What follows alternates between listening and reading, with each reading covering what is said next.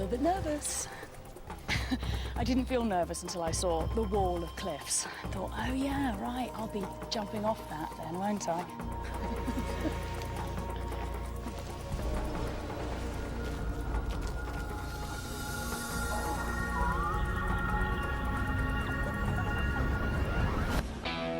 I'm Lucy Cook, and I love freaks. I am immune to cute. I do whatever it takes to seek out the world's strangest creatures in the wildest places. I'm on a mission to show you why nature's oddballs are truly the most amazing animals on Earth.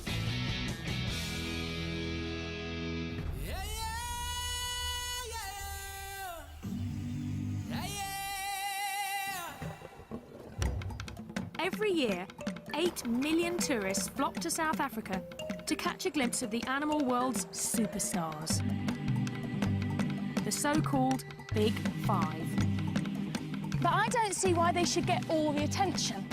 So I'm here to seek out the ugly, the weird, and the overlooked. My very own odd five.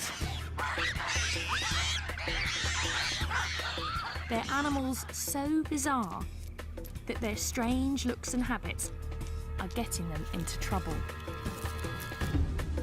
Yet their freaky stories are rarely heard. Maybe that's because they've got some rather challenging personal habits.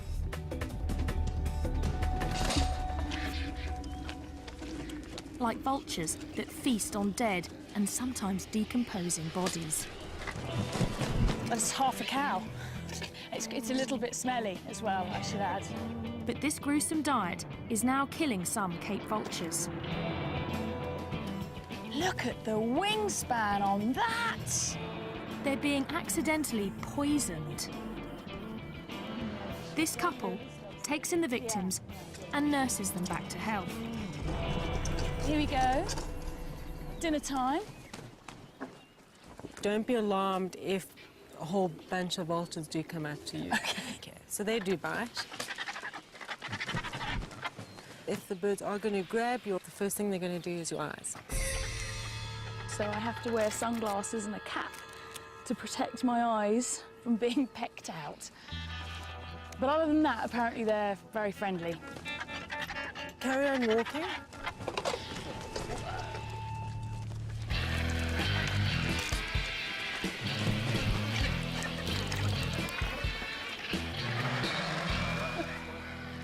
I love all the argy-bargy.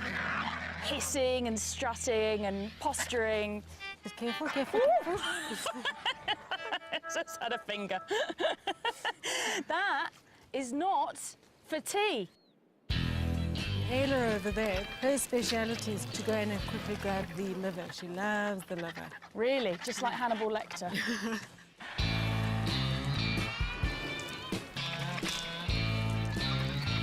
It's pretty obvious now why they have a bald head. It's to keep them clean when they're eating. Exactly. Yeah. They're actually very clean.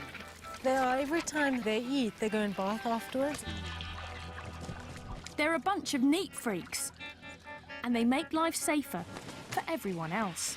There could be anthrax, botulism, all sorts of nasties in that carcass. They don't get sick because they've got such an acidic stomach that their poo is a disinfectant. Theoretically, you could eat after a vulture's pooped on your hand.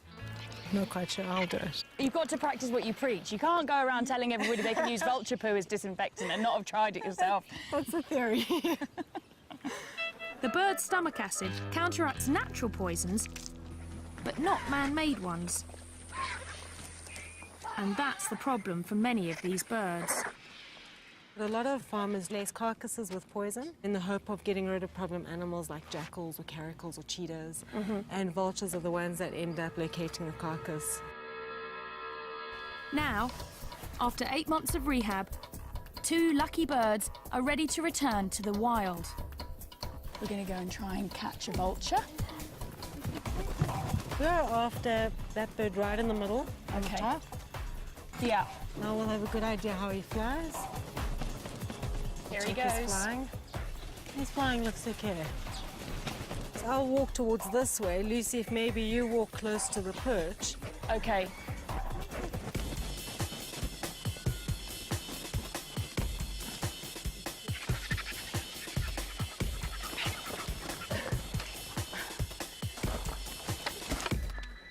Well, he's quite a small guy. Do you want to try and grab him? All right. From that way. That's okay. it, yeah. And the most important part is not to let go of the head.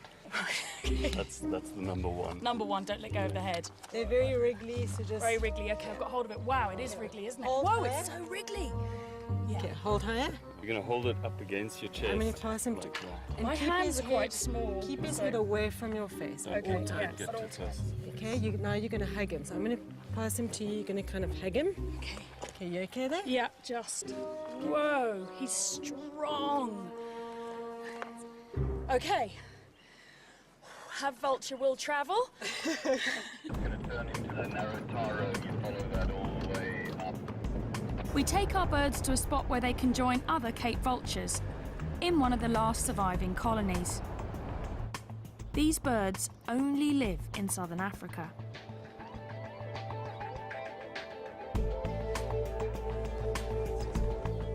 Let's give these birds their freedom then. Cool. Here you go.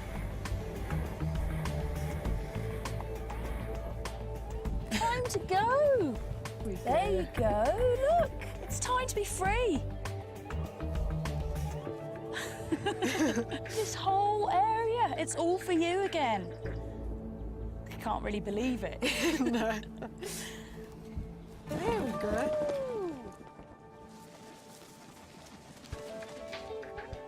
Straight off and heading for home.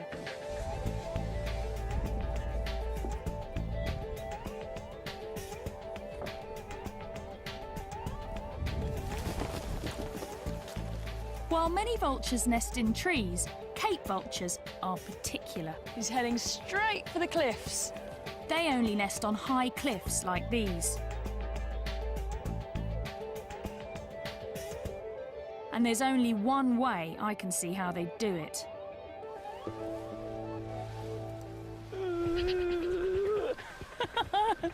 I'm a little bit nervous. I didn't feel nervous until I saw the wall of cliffs. I thought, oh yeah, right, I'll be jumping off that then, won't I? Just about to jump off a cliff. What you get me into? That's Phil, my intrepid producer. Whoopa! Whoa! Oh my word! Oh my god!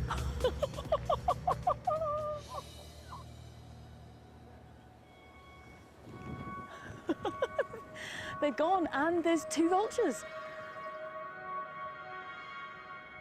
What people know about vultures is that they're fantastically ugly, but what people don't really know is that they're the world's highest flying birds. And in fact, one vulture even crashed into a jet at 37,000 feet.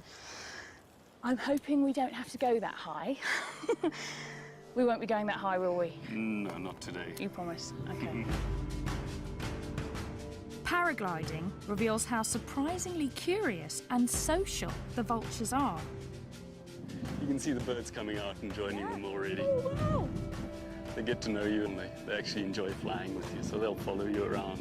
To sort of play with you.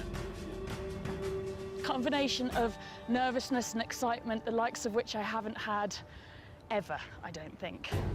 All right, we're gonna go, Okay. and let's go.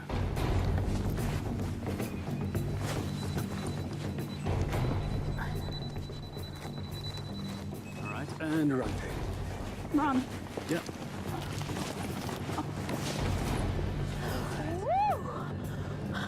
All right, well, how does that feel?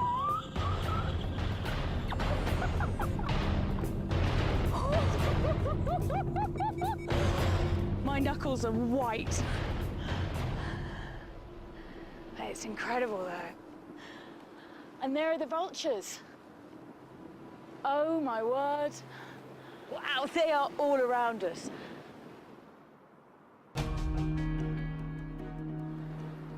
And they do seem like they're hanging around with us, enjoying the ride.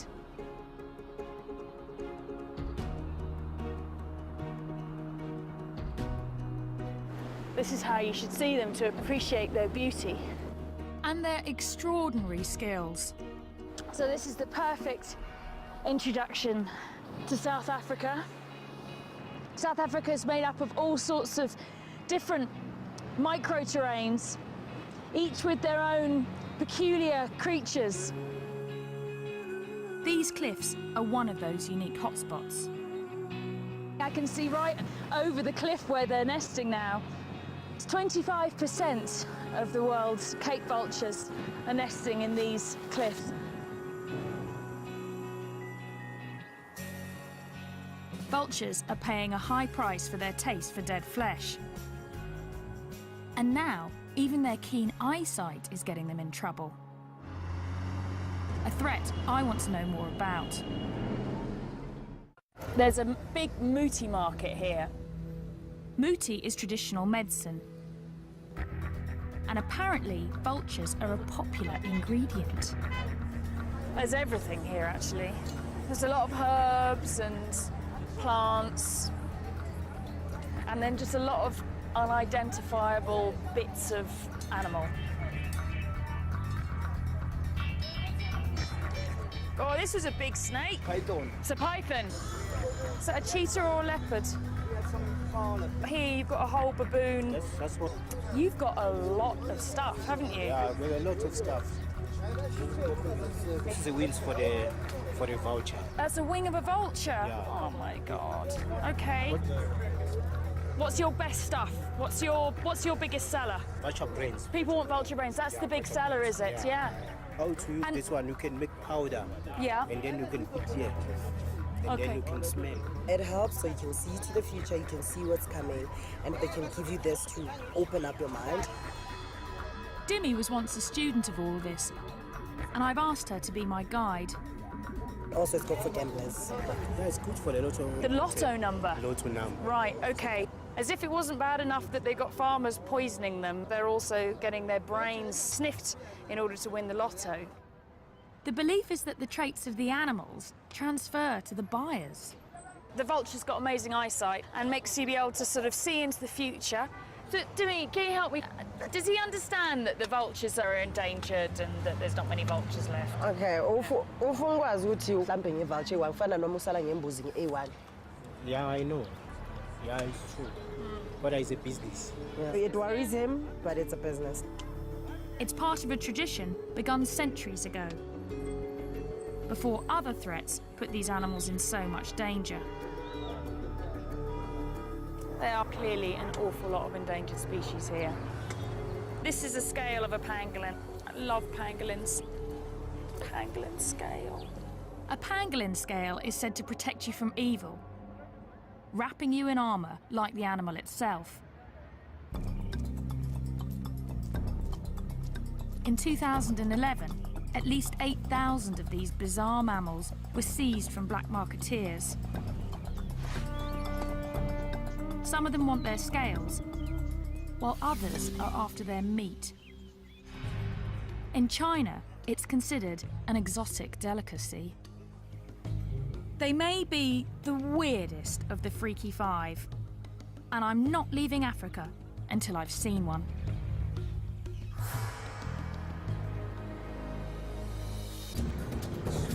Finding a pangolin is turning out to be a real challenge. So I've been kidnapped by Louise Joubert. She's got my favourite animal, which is a pangolin, which is a funny little scaly anteater with a very, very long tongue and a very smelly bottom. But Louise seems determined for me to see the big five first. Obviously, you understand I wouldn't normally be interested in lions, but I'm actually quite scared to say no to Louise. They're big lions, aren't they? They're big. It's very easy to put your claws through there. Louise rescues and rehabilitates animals and then sets them free. Oh, we've got pangolins to see. Come on, we've got pangolins to see. Enough with the celebrity animals. Oh my word, it's a rhino. What's it? It's like, do you think my hand's food? Louise, I want to see the pangolin. I want to see the pangolin. Take me to the pangolin, please. wild dogs. What do you think, Munchkin, eh? What do you want? Do you want to go and join them? Do you want to go back to nature? No, definitely. Slightly mad place, really, isn't it?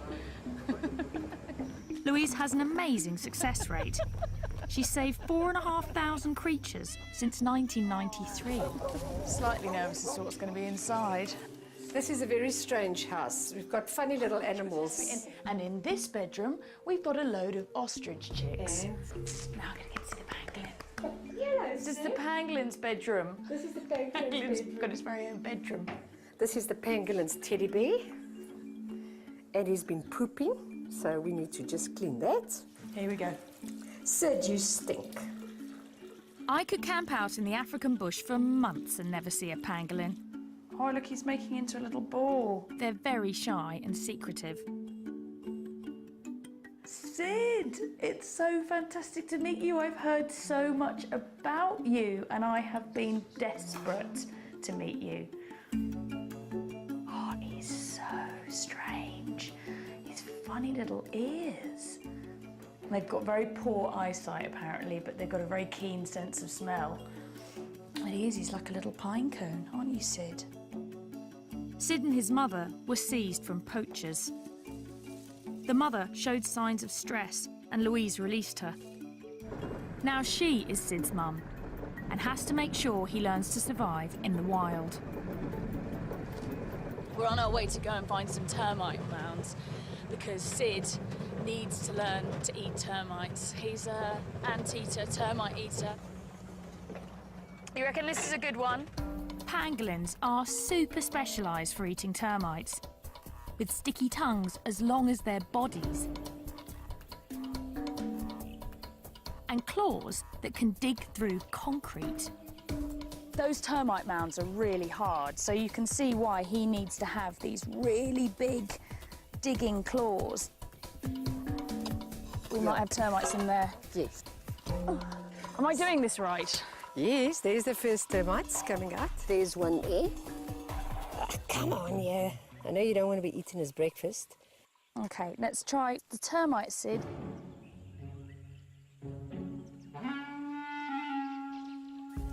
Come on, Sid, there's a termite. The termite, Sid, is there, right in front of your nose. No, okay. It's there. There it is. Look, there. Look, termite. That way. Possibly still too small. We don't even know which particular type of termites he likes, or ants, or whatever, but we'll find out. Yeah. Soon, Sid should be able to sniff out termites from hundreds of metres away, and hopefully other pangolins. They communicate to each other by leaving scents from a gland in their bottom. And that's how it smells very bad to humans, but it probably smells fantastic to other pangolins. And so this just must be a crazy amount of new smells going on out here. See how he can curl like that into a ball? That's their defense, is that he can curl right up like that. It's the perfect time for Sid to start hunting for termites. They're emerging from their underground hideouts because the rainy season is starting. Look at that, big storm. But I'm afraid the weather will send the next of the Freaky Five running for cover. That's that pre-storm wind, here it comes. It's been so hot all day, and now this wind started up, and that always means, yeah, I can start to feel it now. It's suddenly the temperature has just dropped. I might go inside the car, actually. And now there's a hailstorm. Even the weather's odd. And it's going to make finding the crazy lizard I need to see next a little bit insane.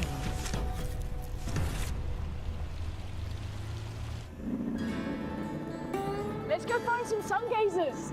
We've travelled in search of this incredibly rare lizard, and hardly anything is known about it, except for the fact it's called a sun gazer. That's a burrow. That's another burrow there. My guess is that means it likes to gaze at the sun. Oh, lightning! There's no sun gazers, but there's a lot of lightning. If we were looking for lightning gazers, we would have chosen the perfect day. Sun gazers sell for crazy sums on the illegal pet market. Rain! Rain! And I want to see what's making them so popular and getting them into trouble. The lizard guys are here. I've got 3 experts to help me coax a sun gazer out of its hole. He's shivering. It's shivering ship. I know how you feel. Shivering, Lucky Lucy. Yeah, exactly. Yeah. We can try and call them out, George. Do you do the call of the opposite sex? Yeah. You've got to have a very sexy call, haven't you, to get that sun gazer out of its hole today?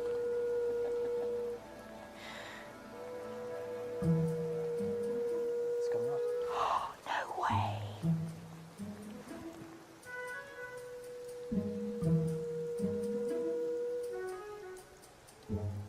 I'm just messing with you. Oh, I was all excited. I did think it was weird. I was thinking to myself, they really make that noise? I'm thinking, well, I don't know, I'm in South Africa, I've never been here before. It's like anything could happen, but... Luckily, the lizard men have some they're studying that they want to release. In this bag, the Holy Grail, the famous sun gazer lizard. Wow, he's cool. Look, he's so thorny. She. She? Look at her. These sharp spikes help make the sun gazer a hit in the pet trade. They're there for protection.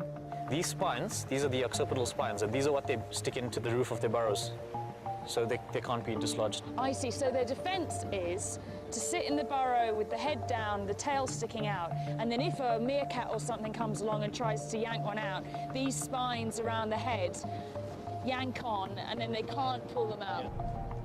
The burrow's also for defence. And we want to return this girl to hers. There it is. This one's a really nice hole. I would like to live in there. Would you? No, look at it. I mean, it's got a nice runway. It's well furnished. Not too long grass. Not Two bathrooms. These guys want to learn as much as they can because no one knows how many are left in the wild. This lizard is only found in this tiny area, isn't it? They're found only in the South African highlands. They're very rare. They look incredibly fierce, but they're really very passive and easy to handle. It's a recipe that some exotic pet owners can't resist. Look at these spines and look at these spikes. They're like living dragons, really. There's nothing else that looks like this.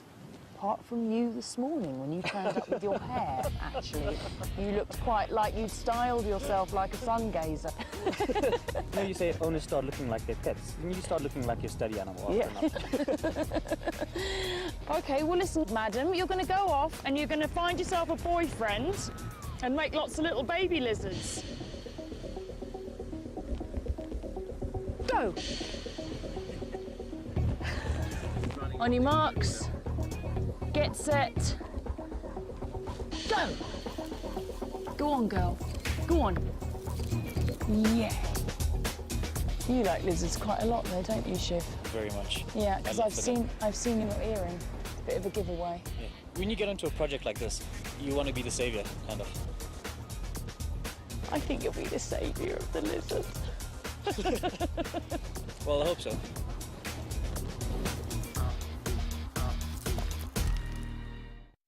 Burrowers like the sun gazer are found all over South Africa, where protective tree cover is in short supply. There's the aardvark, an anteater with the snout of a pig, the ears of a rabbit, and the tail of a kangaroo. They can weigh as much as a human. Aardvark burrows are often taken over by the honey badger. But the honey badger doesn't give a damn. He's such a badass. But for one of South Africa's oddballs, its protective burrow is turning into its tomb. You won't believe what I'm going to do. I'm going to go and rehouse a spider. We need that. You need a big knife. We need a big knife. This is Donald. Donald Stridon. And Donald's the patron saint of this spider. We're going to do some aggressive research. Aggressive research. We're going to need the relevant equipment here. Donald served in the South African Army and is ruthlessly efficient. Don't want to leave anything behind. You don't want to leave anything behind, no. We're stuck in the bush somewhere. The spider we're after is known as a tarantula in most of the world. Here, it's called a baboon spider. We have water containers, yes, check. Let's take some weather monitoring equipment. Do we need gloves? I We need to get camera, GPS. We don't need gloves. Okay. spider safari. Yeah. So these spiders, they only really live in this area around here. About 150-kilometer radius from where we are now, and that's it. The only place in the world that you find this spider. That's the problem. Throughout southern Africa, tiny areas are home to unique animals found there and nowhere else in the world. Like the sun gazer, the Cape vulture, and the golden brown baboon spider. Unfortunately, the spider likes a kind of soil also popular with home builders, and it refuses to move, even when the bulldozers come. It's going to tuck down right under there, panic, and as soon as they cover it over, slow, terrible death. So we absolutely need to move it. So this is an emergency situation. Yeah, this is one. So that's where the spider is. Now, golden brown baboon spiders need very special attention. They're very finicky, and we have to be finicky too. So the technique of capturing the spider is not to make too much disturbance so that we don't spook the spider. The first step is to lure this very sensitive spider out of its hole.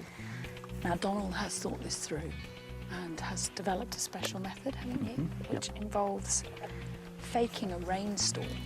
Here comes our rainstorm. You've got to make thunder sounds, eh?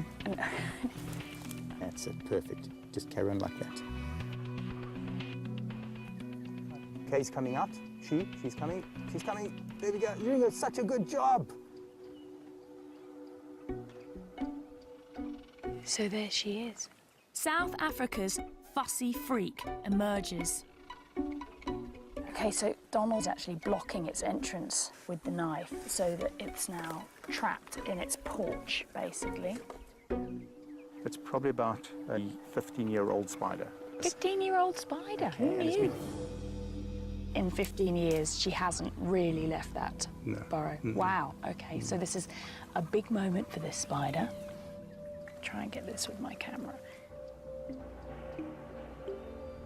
You've got to be so gentle with them. The hair is covering the body. Every about 20th hair is a sensory hair, so they touch things and feel things with that here. There we go, beautiful.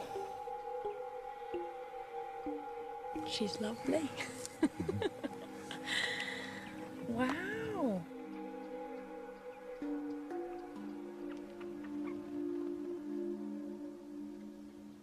She's kind of on your hand already. Is she really already? Yeah, you hardly feel it. You know. I can feel it, yeah. Wow. I'm slightly worried she's going to run into my shirt sleeve. She won't run too fast. How long does it take for the spider to build this hole?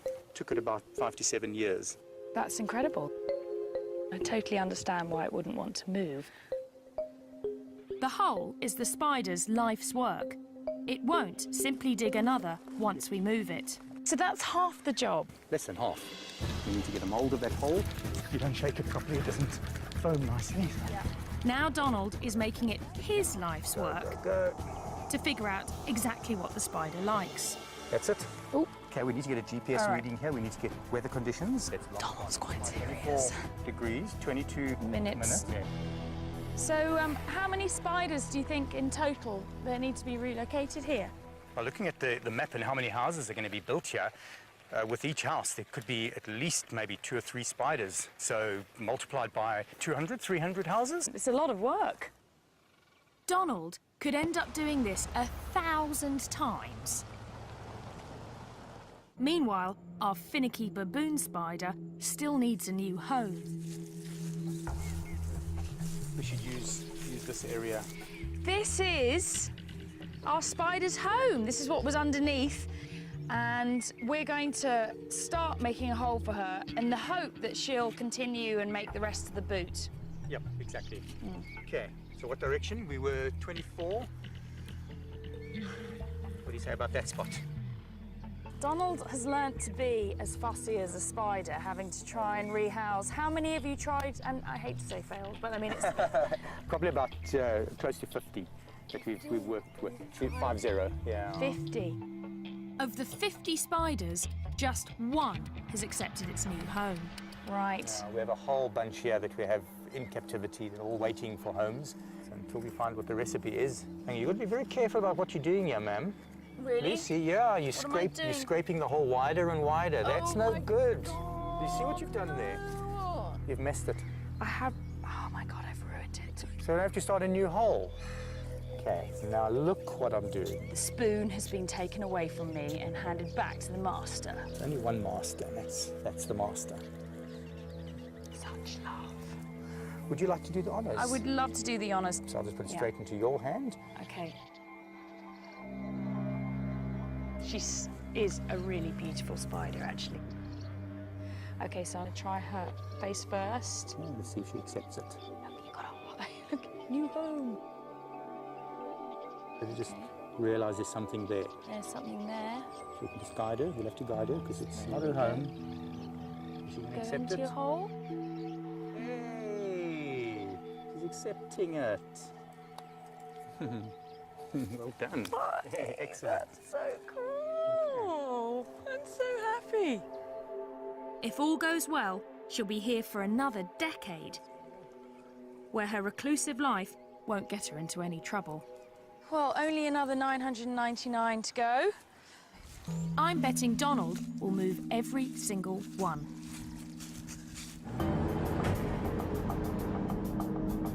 The spider would be helpless without Donald. But the last freaks on my safari help each other. And they're paying a steep price for it.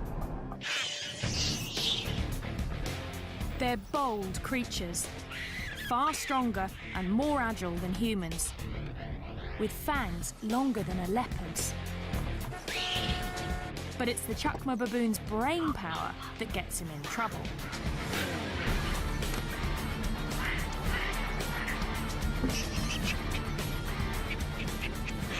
They can work together in raiding parties of as many as 100. Not the kind of creature you want to come home to. Unless you're this guy. Yeah, that one looks like he's really quite pleased to see me. The penal display. Let's go inside. Go inside? Yeah, okay, all right. Hello, guys. Matthew and I are becoming friends, aren't we, Matthew? Yeah? You like what you see? When baboons clash with humans, Bob rescues them. Hey, you are a naughty baboon. Yeah, you are a naughty baboon. Yeah. I've only just met Bob, but he seems to be half baboon himself. I've been crapped on. Oh, God. Once you're back home, you're going to miss the smell. Really? Do you know what, Bob? I struggle to believe that. So where did these babies come from? Matthew had been saved from a tribal medicinal trade. Others were orphaned when their mothers were shot. They've had a narrow escape, haven't they? Today, many of Bob's baboons are supposed to go back to the wild. But it's something he's never tried to do before. I'm going to help relocate almost 20 baboons. It's an event Bob has worked towards for decades, as he's learned to forge rescued animals into one cohesive troop. It's a massive day for Bob today. Like a sort of baboon wizard, he's collected a group of unloved baboons that have all come from different horrific situations and rehabilitated them here. And today's the day that we're going to dart them and move them to their new enclosure. It's the final step before these exceptionally smart animals are released for good.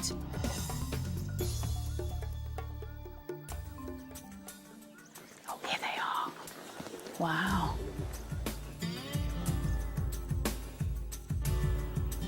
Look at these eyebrows now. Yeah, his eyebrows are wagging up and down. Yeah, we believe that they are real psychological experts. make eye contact and they can reach your soul. Scary prospect. And Baboons are very social, but creating a troop from scratch is not easy. You need the right mix. After years of trial and error, Bob's finally found it. Just recently, this group has come together to raise their newest member. there she's now there. You can see her there with a baby. You can see Daisy with a baby, yeah. When she came in, she was exactly the size of a baby. No, Yes. really? Yeah, now she's going to be, I want to cry. I was going to say, Paul. She's going to be released now with her own baby. Oh, that's amazing. It's going to be an intense day. Now we have to outsmart them. Easier said than done. Know that they're very intelligent. They will know quickly what we're up to. And you must be alert. They are potentially very dangerous animals. Okay. I feel quite nervous, actually, because these are big animals. We don't want things to go wrong. First, we lure the animals into a smaller enclosure to sedate them. It's going. Look at that. Look at that. It's going. Is he going to go in? Looks like a shoulder. He's gone in. One of the lead males that we really wanted to get into the cage early on, we've got him in the cage. Then we get Daisy and the baby. Come on, two more, just two more. Two, okay. There you go. Got it? Yeah. Try. We've managed to get Eight. 8. We've got 8.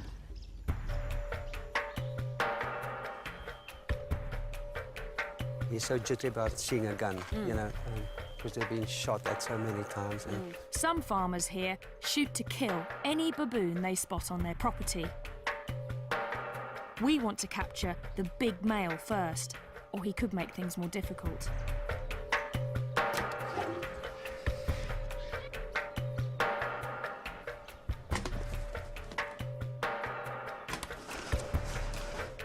It's really tense. Go for it. Baboons are known to form really strong friendships. I think it's very sweet the way they're all cuddled up next to each other to go to sleep. Okay, so now they're under. It's safe for us to go in. To get to the sedated animals, the team has to enter the larger pen, where the rest of the troop is anxiously watching. We're going to get them out as soon as possible. But stand by, Lucy. If something happens, you must pull at the door. Okay.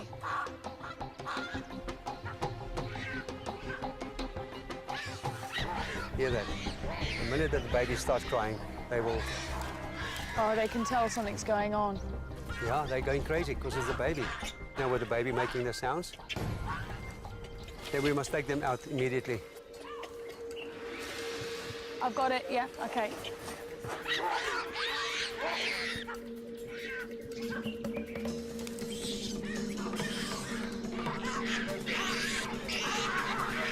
We take away their leader, and the troop really goes berserk.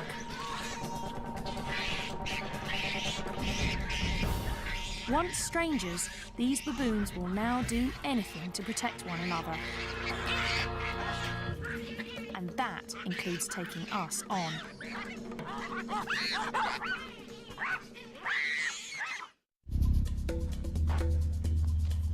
It takes half a day, but we manage to sedate the troop. Okay, there you go, Bob. Let go, let go, let go. Let go. Yep, okay. He's left a message behind. Okay. Each gets a thorough medical checkup to make sure it's healthy enough to survive in the wild. It's a lot softer than you'd expect, given that they walk on their hands all day long. Baboons have evolved to forage on the ground because of southern Africa's lack of forest. Some think that's also why they have such huge canines, to fend off predators. Whoa, look at that. This is for the canine. If you feel the back part of it here, I will check. I can feel that. Behind that tooth is razor sharp.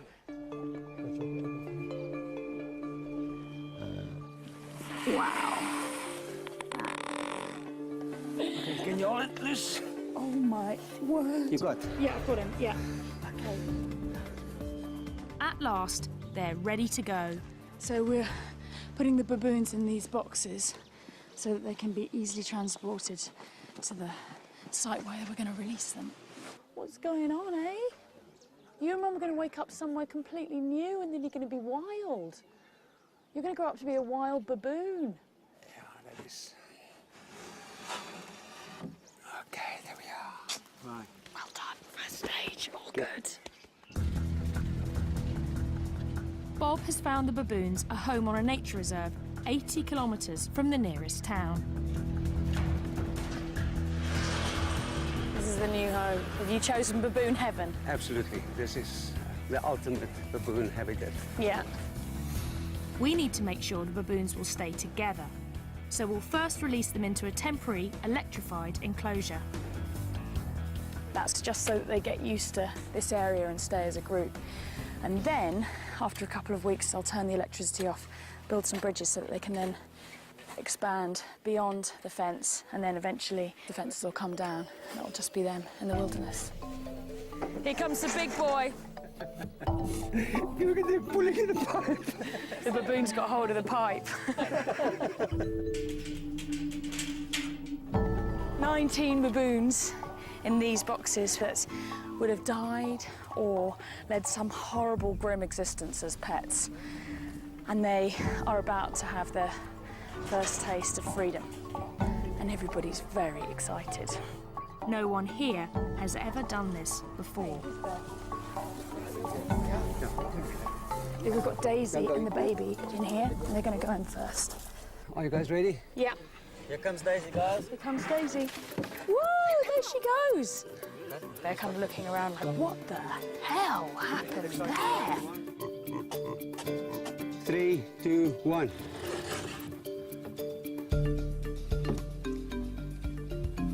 Look at that. Emotion is running very high. Yeah. There you go. Yes, look at that. These ones are lively. It's not just the humans who are emotional. The baboons in there can see that there are other baboons that are free on the other side, so it's all getting a lot more exciting now. Wait, there's a baboon coming. Ooh, very quick, very quick, quick, quick, quick. We released the entire troop without a hitch. 2 more happy customers. Well, almost the entire troop. He's not going quietly. We've got to get Matthew out. Whoa! Whoa! Are you ready, guys? This is the alpha. Look at that. He's the last one. The last one to go out. Yeah. Look at that side, Lucy. Look at them. They are all happy. They're really happy, All aren't the they? talking going on there. It's like the first step into the big world. Yeah. A new world for them, a new experience and freedom. Everybody thinks their society is based on aggression, but it just isn't, is it? It's not. It's about care. This is a group of animals that come from as far as 1,000 kilometres away from each other, and yet they form this incredibly tight family group now, and they'll do anything to protect each other.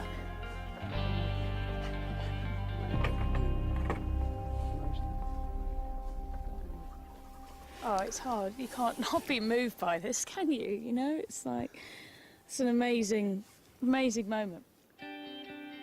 To survive in the bush, these baboons will need every bit of their extraordinary ingenuity.